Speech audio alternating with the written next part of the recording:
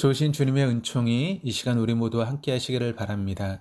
오늘 우리가 함께 나누실 하나님 말씀은 시편 59편입니다. 오늘의 본문의 말씀인 시편 59편은 사무엘상 18장부터 20장 사이에서 사울이 다윗을 죽이려고 하는 수많은 모략 가운데에서 하나님께 고백한 시입니다. 사무엘상 18장 28절 29절에 보면 여호와께서 다윗과 함께 계심을 사울이 보고 알았고 사울의 딸 미갈도 그를 사랑하므로 사울이 다윗을 더욱더욱 두려워하여 평생에 다윗의 대적이 되니라.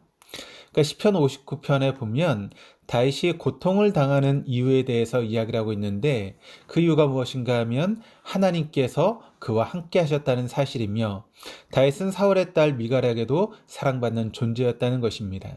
즉 다윗이 지금 핍박을 받는 이유가 다윗 자신에게 있었던 것이 아니라 사울 자신에게 있었다는 것을 알 수 있습니다.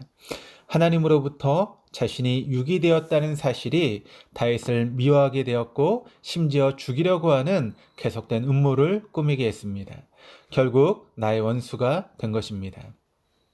1절에 보면 나의 원수에게서 나를 건지시고, 그러니까 여기서 나의 원수를 2절에 두 가지로 설명하고 있는데 하나는 악을 행하는 자이고 또 다른 하나는 피 흘리기를 즐기는 자입니다. 즉 하나님을 떠나 유기된 사울을 덮었던 악이 하나님의 사람을 죽이려고 한 것이지 다윗이 죄를 범한 것 때문에 다윗이 고난을 당한 것이 아니라는 것입니다. 다윗은 3절에 고백하기를 그들이 나의 생명을 해하려고 엎드려 기다리고 강한 자들이 모여 나를 치려하오니 여호와여 이는 나의 잘못으로 말미암음이 아니요 나의 죄로 말미암음도 아니로소이다. 우리가 여기서 주목할 단어들은 첫째로 나의 잘못으로 번역된 패사라고 하는 단어인데 이 단어는 하나님의 권위에 대한 반역을 의미하고 있습니다. 즉 다윗은 하나님의 뜻을 어기지도 또 인간들 사이에서도 잘못된 행동을 하지 않았다라고 하는 것을 다윗 스스로 토로하고 있습니다. 즉 자신의 잘못 때문이 아닌 자신의 원수로부터 공격당하는 것이 지금 자신의 잘못으로 인한 것이 아니다라고 하는 것을 지금 다윗은 이야기를 하고 있습니다. 예수님께서 사람들의 수많은 비방과 모욕을 받은 이유가 아니 십자가 처형당하셔서 그렇게 죽음을 당하신 이유가 여러분 예수님에게 있었습니까? 요한일서 3장 5절 말씀을 보시면 이렇게 기록을 합니다. 그가 우리 죄를 없애려고 나타나신 것을 너희가 아나니 그에게는 죄가 없느니라. 예수님께서 이 땅에 오셔서 이 땅을 사시며 고난과 멸시천대를 받으신 것은 죄 때문이 아니라는 것입니다. 도리어 죄를 없애려고 그와 같은 고난을 받으셨다는 것입니다.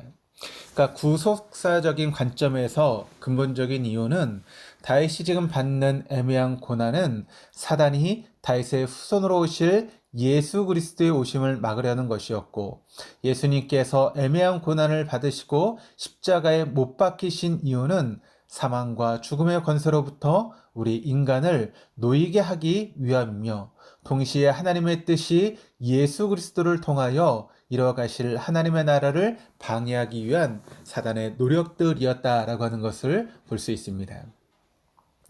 예수 그리스도가 지신 십자가는 예수님의 죄악 때문이 아닙니다. 하나님이 사랑하신 아들 독생자가 십자가를 짐으로 우리로 하여금 구원을 얻게 하고 하나님 나라의 도래가 시작되는 통로가 되시기에 예수님께서 고난 받으신 것입니다. 그래서 오늘 시편 59편에 보면 6절과 7절에 또한 14절과 15절에 반복적으로 나의 원수라고 하는 그런 단어를 통해서 나의 원수의 모습을 표현하고 있습니다. 그들에게 저물어 돌아와 개처럼 울며 성으로 두루다니게 하소서. 그들은 먹을 것을 찾아 유리하다가 배부름을 얻지 못하면 밤을 새우려니와. 그러니까 원수들의 모습은 굉장히 억세해 보이고 무서우며 사나워 보일지라도 그들은 유리할 뿐 다윗과 그리고 예수 그리스도도 온전한 승리를 거두지 못할 것이라고 고백하고 있습니다. 7절, 8절 말씀처럼 원수인 사단이 입으로 악을 토하고 입술에 칼이 있어 상처를 내고 아프게 한다 할지라도 이들은 시시한 것들이라는 것입니다. 그들의 말에 의해서 그들의 저주와 거짓말은 그리스도의 핏값으로 산 우리를 시시한 존재로 만들 수 없다는 것입니다. 고린도전서 1장 18절 말씀처럼 십자가의 도가 멸망하는 자들에게는 미련한 것이요 구원을 받은 우리에게는 하나님의 능력이다라고 이야기를 합니다. 여러분, 우리가 얼핏 보기에 십자가는 아무런 힘이 없어 보입니다. 저주의 상징이요 죽음의 상징이요 실패의 상징처럼 보여집니다.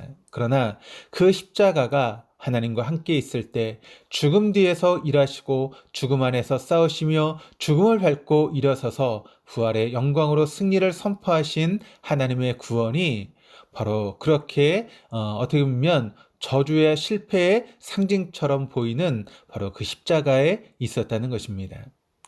예수 그리스도에게 있어서 유일한 요새요 피난처가 죽음의 상징인 십자가이었으며 우리 모두에게 사망과 죽음의 권세로부터 유일한 피난처요 환난 날에 도움을 받을 곳은 바로 십자가밖에 없다는 것입니다.